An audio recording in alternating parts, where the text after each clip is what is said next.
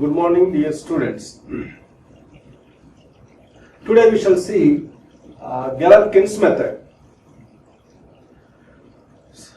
According to this method, the trial functions can be considered as weighting functions.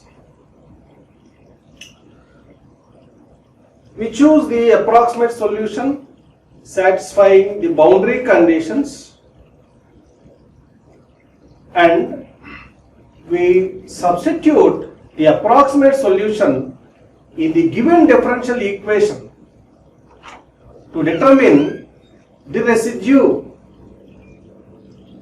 According to this method, the trial functions can be considered as weighting functions. We assume approximate solution satisfying the given boundary conditions, and we substitute the approximate solution in the given differential equation to determine residue. So once you determine the residue will be multiplied by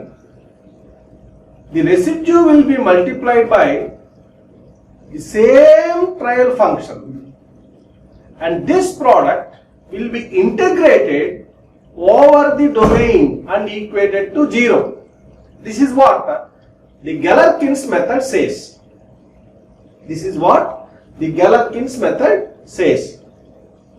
So here, how you choose the approximate solution?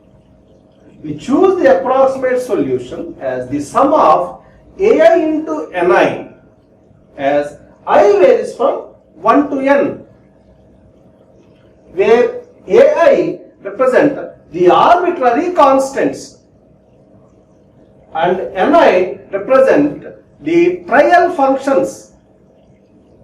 How we choose the approximate solution? As say phi equal to the sum of ai ni, as I varies from 1 to n. So here phi is an approximate solution satisfying the boundary conditions. It is an approximate solution to the given differential equation satisfying the boundary conditions. Right? ai represents the arbitrary constants and ni represents the trial functions. So when you choose 3 arbitrary constants, for example, then how you get the approximate solution? a1 n1 plus a2 n2 plus a3 n3. a1 n1 plus a2 n2 plus a3 n3, where n1, n2 and n3 are the trial functions. a1, a2 and a3 are the arbitrary constants. Right? Okay. So once you choose the approximate solution like this, then you have to substitute in the given differential equation and determine the residue. The residue will be made orthogonal to the same trial function. Then integral of r wi into d omega equal to 0. What is r? It is the residue. It will be made orthogonal to the same trial function, where the trial function is considered as the weighting function. Right? So therefore ni equals to wi. That is the reason why we write integral of r wi into d omega equals to 0. So where omega represents the domain. You have to integrate this product r wi over the domain omega. Okay. Now this is n equations to determine n values of ai. This results in n number of equations to determine n number of arbitrary constants ai. Okay. Now, when you solve the n number of equations, you get the values of n number of arbitrary constants ai, and substitute in the respective approximate solution, you get the approximate solution to the given differential equation. Substitute the values of ai in the respective approximate solution, in the respective function, and which is the approximate solution to the given differential equation. This Galerkin's method we use for finite element formulation. For finite element formulation. Many finite element formulations are done using this Galerkin's method. So Galerkin's method is the fourth scheme of the weighted residual method. Okay. So now we shall see the problems. Now I take a problem. Solve the differential equation for a physical problem expressed as d square y by dx square plus 50 equal to 0, where 0 is less than or equal to x, less than or equal to 10, with boundary conditions y of 0 equal to 0 and y of 10 equal to 0. Use the trial function y equal to a1x into 10 minus x. Find the value of the parameter a1 by Galerkin's method. By Galerkin's method. Once again I read. Solve the differential equation for a physical problem expressed as d square y by dx square plus 50 equal to 0. How this appears? So this is in the form of equation, say ei into d square y by dx square equal to minus m. So when you divide the whole equation by ei, then how you get d square y by dx square equal to minus m by ei. Okay, that minus m by ei you can bring it to the left side of the equation. Then d square y by dx square plus m by ei equal to 0. M by ei. Okay, so this equation appears as, say, d square y by dx square plus m by ei equal to 0. Okay. So here the limits of x are given. 0 less than or equal to x, less than or equal to 10. What are the boundary conditions? Y of 0 equal to 0 and y of 10 equal to 0. Okay. Now if you see here,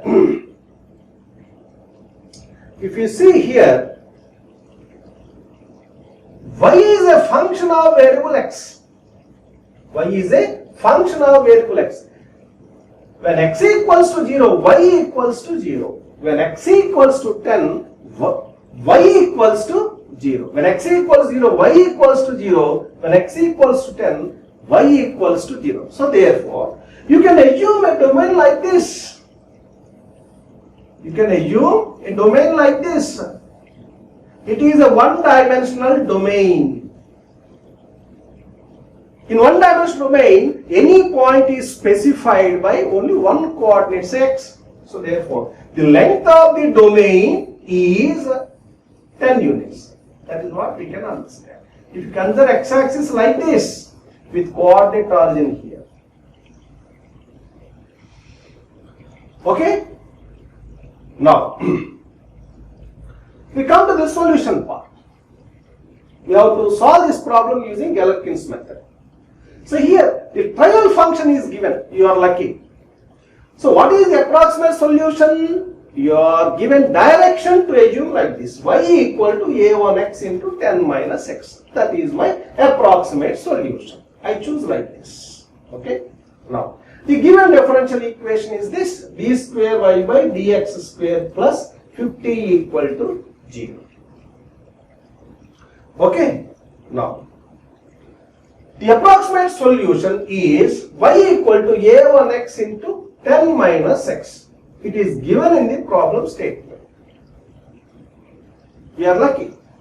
We are, instructed to take the trial function, the approximate solution as y equal to a1x into 10 minus x. So therefore, y equal to a1x into 10 minus x I take.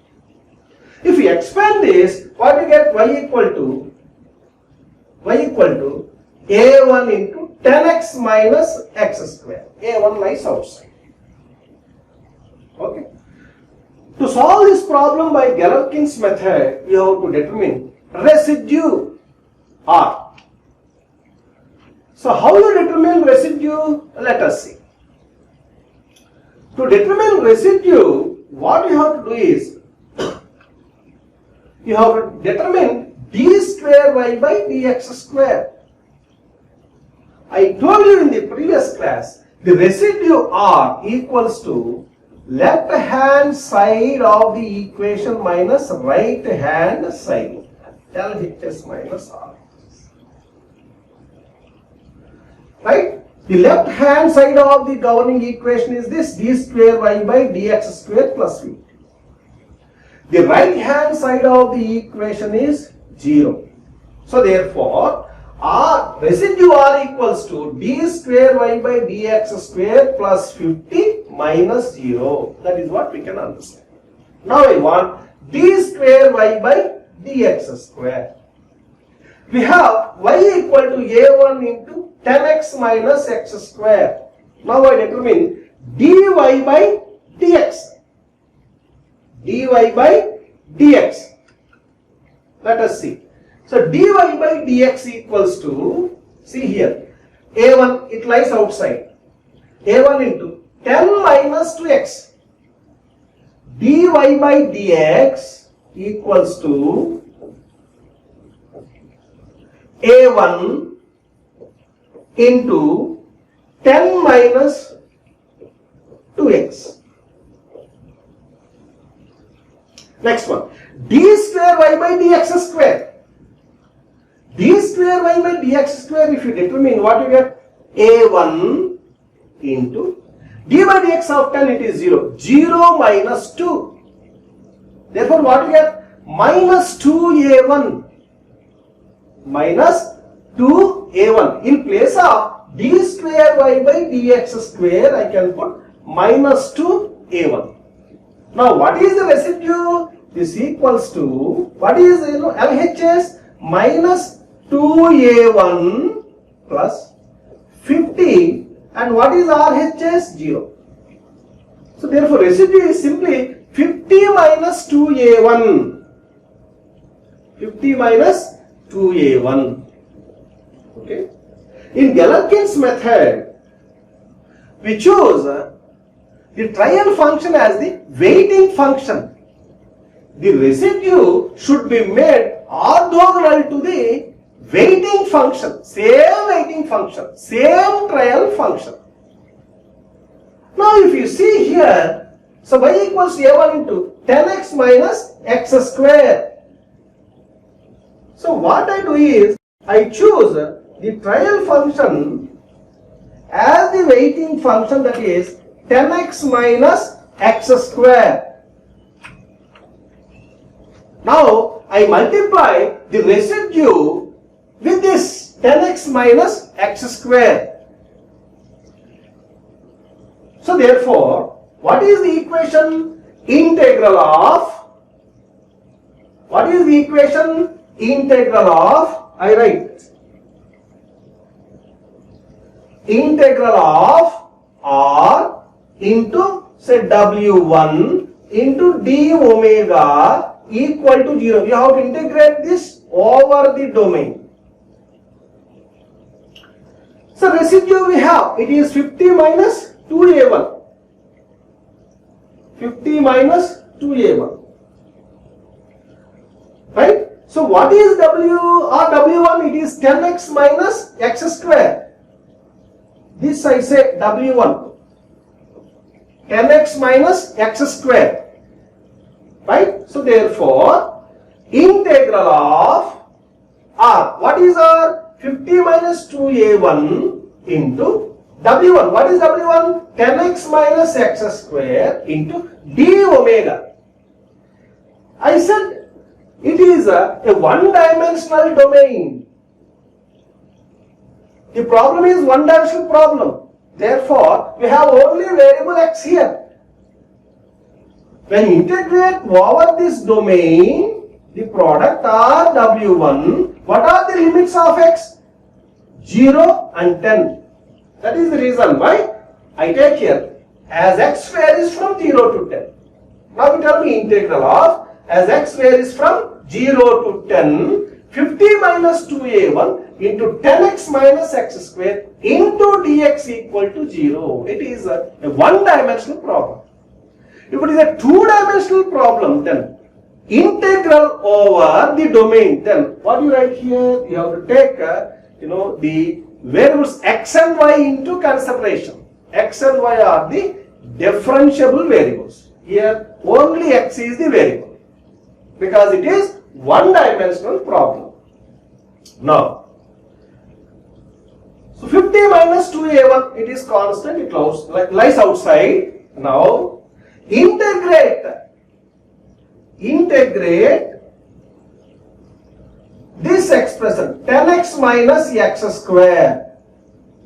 Now what you get? 10 into integral of x dx, x square by 2 minus integral of x square dx, then x cube by 3. Now impose the limit 0 and 10. So I impose the limit 0 and 10. If I simplify this equation, 50 minus 2a1 into, you get some constant here. How you get? Within, we write in the next equation, 50 minus 2a1 into 10 into, now 10 square by 2 minus 10 cube by 3. So minus 10 into 0 by 2 plus 0 cube by 3 you get. Right? So therefore, in the next step, what you get? 50 minus 2a1 into some constant, a number you get. That number cannot be made 0. Hence, I do 50 minus 2a1 equal to 0. From this, if you simplify, a1 equal to 25. What is my approximate solution? My approximate solution is y equal to a1x into 10 minus x. Now I have the value of a1 that I substitute here. So then I get the approximate solution y equal to, what is a1? 25. a1 is 25. I put 25 here in place of a1. So 25x into 10 minus x, that is what I have written here ultimately. The approximate solution to the given differential equation is y equal to 25x into 10 minus x. This is how one has to solve the given problem using Galerkin's method. Alright? Now we shall see one more problem. We shall see one more problem. Next one. Solve EI into d square y by dx square plus m of x equal to 0 with boundary conditions y of 0 equal to 0 and y of L equal to 0. Use Galerkin's method. Use Galerkin's method. Now observe this equation. EI into d square y by dx square plus m of x equal to 0. We know this equation. We use this equation to determine the beam deflection and also beam slope when we solved several problems using the strength of materials approach in second year. Right? So therefore we are aware of this equation. EI is constant. This differential equation now we have to solve using Galerkin's method, subject to the given boundary conditions.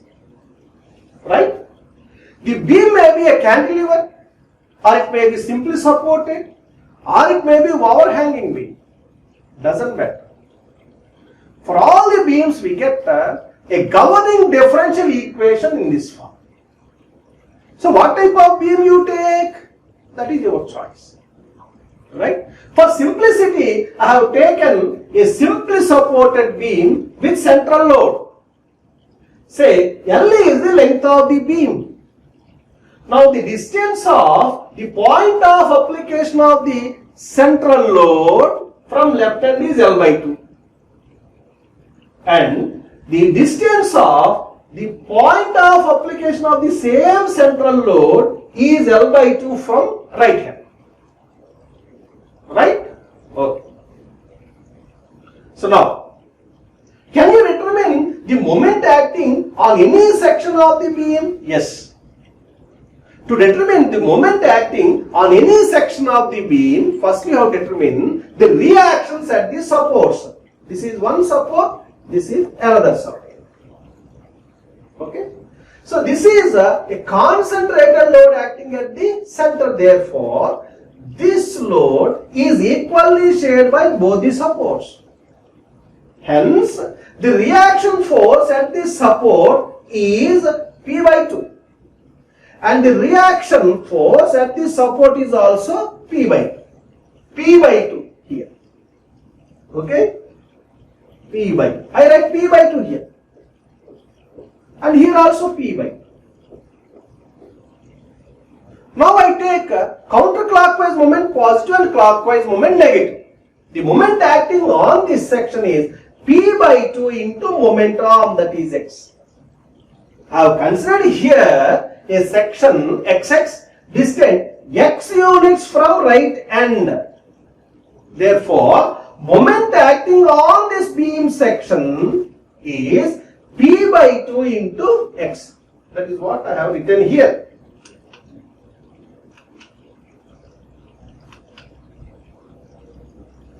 Moment acting on the beam section is P into x by 2. Okay? Right. Now, we want the approximate solution to this governing differential equation satisfying these boundary conditions. How you choose? It is a one-dimensional problem. Right? Now I choose the approximate solution like this. Say y equal to a1. This is my approximate solution. This equation. I see whether this is my right choice or not. Here, y is a function of variable x. But this function does not contain the variable x. Y is equal to a1. It is looking like, a straight line parallel to x-axis. This may represent a straight line parallel to x-axis.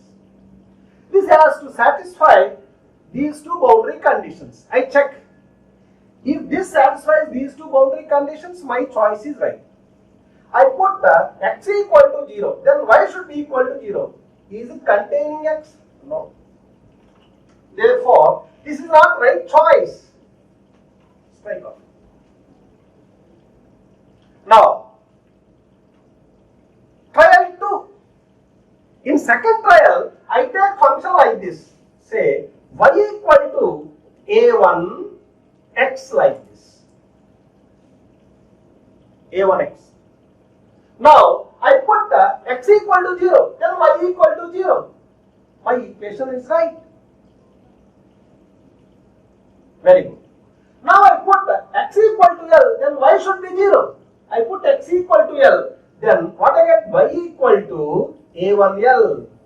I am not getting 0. Therefore, here also my choice is wrong. Now I take function like this. Say y equal to a1x into x minus L. Or you can take a1x into L minus x, doesn't matter. Or you can take y equal to a1 x into L minus x, doesn't matter. Anyway you can take. my function, my solution, my approximate solution satisfies these two boundary conditions or not. I put x equal to 0, then I get y equal to 0. I put x equal to L, then I get y equal to 0. So, my trial function is right. Now, I accept this as approximate solution. Okay. So, therefore, in next slide you see. In next slide you see. I have chosen approximate solution like this. Y equal to ax into L minus x. Okay. According to Galerkin's method, the weighting function can be the trial function, or the trial function can be weighting function, and the error should be made orthogonal to the same trial function. Therefore, what is my weighting function? As I said, my weighting function is x into L minus x. Therefore, W1 equal to x into L minus x. Now, we have determined the residue according to Galerkin's method. Integral of, according to Galerkin's method,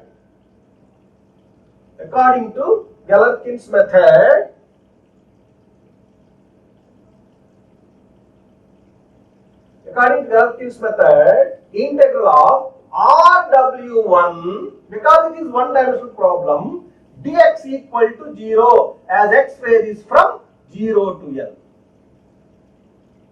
To determine residue, what you have to do? You have to determine d square y by dx square, because residue equals to LHS minus RHS. Left hand side term of the given differential equation minus right hand side term of the same differential equation. D square y by dx square I have to determine. I determine here firstly dy by dx equal to AL minus 2AX. This is why I differentiate it once with respect to x. I get AL minus 2AX. Once again you differentiate, then d square y by dx square equal to minus 2a. Okay. Now, put d square y by dx square in the place of d square y by dx square here in this differential equation. Right? And determine residue. If you determine residue, so what we get? EI into minus 2a. See here, EI into d square y by dx square plus m of x equal to 0. I write here, EI into d square y by dx square plus m of x equal to 0. Now EI into, what is d square y by dx square? Minus 2a plus, what is m of x? It is simply px by 2. We determined. Therefore, px by 2 equal to 0. So what is LHS? This is LHS, EI into minus 2a plus px. And what is RHS? 0. Therefore, residue equals to LHS minus RHS. Then what you get? The residue or the error equal to EI into minus 2a plus px by 2. And what is the weighting function? I said x into L minus x. So therefore, integral of RW1 into dx equal to 0 as x varies from 0 to L. Right? That we see here. Integral of R for residue, or you can say error, no problem. E into W1 into dx equal to 0 as x varies from 0 to L. Now integral of, so what is error? Minus 2a EI plus px by 2 into, what is W1? X into L minus x into dx equal to 0 as x varies from 0 to L. Right? Now expand you get expansion like this. Now integrate and impose the limits. Then what you get? Minus 2a ei into lx square by 2 minus x cube by 3. Impose limits 0 under plus p by 2 into lx cube by 3 minus x to the power of 4 by 4 with the limit 0 under equal to 0. Right? When you further simplify, you get the expression like this. You work on white sheet, take pen and work on a sheet of paper. You get all these expressions one by one. Right? If you simplify this, then you get minus 2a ei into L cube by 6 plus p by 2 into L to the power of 4 by 12 equal to 0. Further simplification gives us a equal to 3pl to the power of 4 by 24 ei into L cube. I again simplify, then a equal to pl by 8 ei. We have assumed an approximate solution. How? Ax into L minus x. Therefore, when you substitute the value of a, you get the approximate solution to the given differential equation. That is, y equal to pl by 8 ei into x into L minus x. Understand? The same problem we also solved by strength of materials approach in second year. Understand? I hope you have understood these two examples. Today, what we have discussed? The Galerkin's method we have discussed. According to Galerkin's method, what you have to do? You have to choose an approximate solution satisfying the given boundary conditions. Right? Then you have to determine the residue. The same residue is to be made orthogonal with the same trial function. The trial function is taken as the weighting function here and integrate the product R Wi over the domain and equate to 0. Right? If there are n number of constants in the expression, n number of equations you get, and solve those n number of equations to determine the values of n number of arbitrary constants and substitute in the approximate solution. That is the solution for the given differential equation. We use this Galerkin's method for finite element formulation. Understand? Thank you. Thank you very much.